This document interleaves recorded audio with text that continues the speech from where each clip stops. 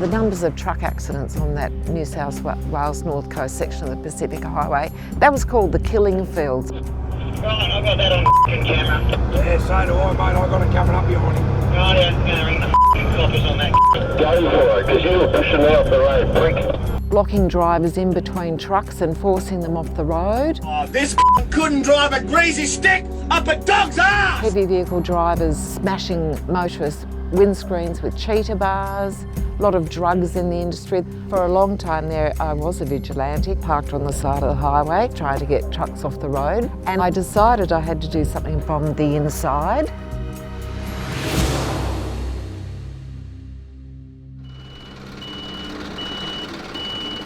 Right now there's a severe shortage of truck drivers in Australia, and simply put, without trucks, Australia stops.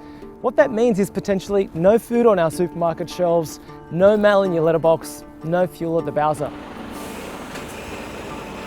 You should give a toss. You should care. Trucks are vital to our everyday way of life as we know it. To meet demand, the trucking industry needs to boost driver numbers by 150%. Currently, there's around 200,000 truck drivers across Australia. Their average age is 47. Less than 1 in 5 truckies are under 30, while women make up just 3% of the workforce. I'm the only female truck driver in the company I work for, and I have 60 male colleagues, and that's where the nickname Mother Trucker came from, but thank goodness. I was very nasty in those early days. I was called a motherfucker quite often. Now, 59-year-old Lyndall Denny, alongside a handful of self-described mother truckers, are driving change in the industry like never before.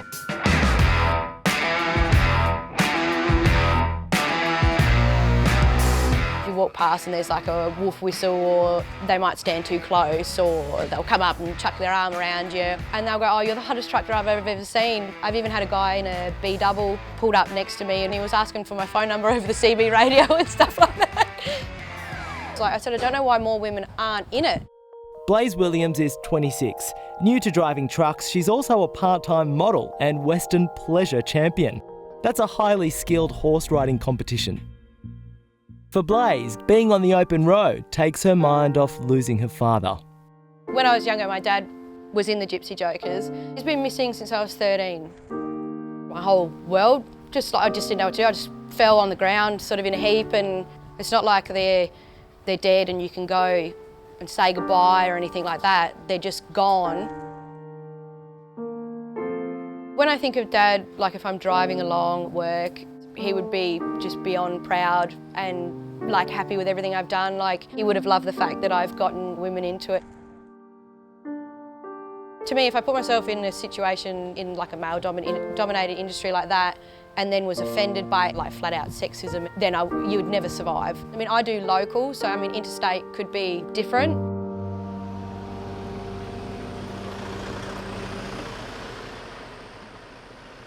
I drive a Western Star pulling a B double. I will leave Adelaide at night time and I'll drive through to Melbourne. Where I'd feel most vulnerable would be different truck stops. The hardest part of having Christy as a truck driver, out on the highway, she's so vulnerable. Truck drivers are either trying to hit on her or they do everything they can to make her life hard. It sort of feels like everyone's expecting you to fail.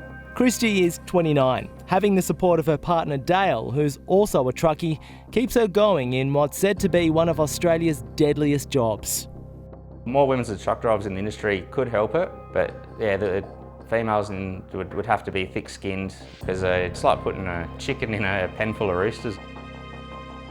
There was one time I'd spent the night in a truck stop, woke up the next morning, all the other trucks had gone except for one truck, and I saw this man and he said to me, you do realise when you hang your towel over the bull bar like that you're saying that you're looking for a bit of action. Nobody else around for hundreds of kilometres. I was really terrified. Lyndall Denny's been driving heavy vehicles for 5 years, but for a long time she was public enemy number 1 against the trucking industry. For a long time there, I was a vigilante, parked on the side of the highway, trying to get trucks off the road. Lyndall set up a website where motorists could report reckless truck drivers. In the first month that website was up, the stories of thousands and thousands of other motorists came to light, and I decided I had to do something on the inside. I went from being a truck driver hater, came over to the dark side. I got my truck licence, and there's been a lot of work done in the industry to get that minority off the road. My vision is to see a lot more women out there behind the wheels of the big rigs. The industry needs to be open to the fact that young women are able to do the job. They could potentially fill a huge gap. For more than 35 years, Sharon Middleton has managed 3 depots, 28 long-haul trucks and 50 drivers, plus pulling triple trains across the country herself. How do you prepare women to work in an industry that is very male-dominated? It's not for everybody. Not everybody, if they can't make it to a proper toilet block, wants to drop their dacks on the side of the road, for instance. I think we've come a long way, and I think we'll continue to make headway because the women that are doing it are fantastic. Why is there such a shortage of truck drivers in Australia at the moment? I can answer that simply. It's the fact that it's not a profession, for one. So what do we need to make truck driving a profession, as you say? So we need our bureaucrats and politicians to make it a profession so that there's actually proper career choices that people can make and courses that they can take and proper training delivered. But it's not just sexism or lack of training keeping women away from trucking. Every time we get in a truck, it's putting your life at risk. It's quite daunting sometimes with how close things can be and the sights we see. That plays on your mind all the time on how dangerous it is. In April 2016, the federal government shut down the tribunal that was investigating safety in trucking, excessive speeding, driver fatigue and holding major companies to account. Since this watchdog was abolished, there have been 399 people killed in truck crashes. And drivers like Dale say the demands that large companies put on them aren't making it any easier or safer. A lot of truck drivers have time slots for Woolies, Coles, IGA, and if you miss it, then yeah, they'll reject the load. That's when you've got to push yourself where you don't want to push yourself to make these sort of time slots. There is a lot of work that needs to be done, and I plan to drive a lot of that change. My vision for the future would be to see gender parity. For any women looking to get into the industry, I would definitely say give it a go. It has probably made me tougher. Yeah, when there's nothing else around and you're just travelling by yourself, you're just free. I just turn the music up and go.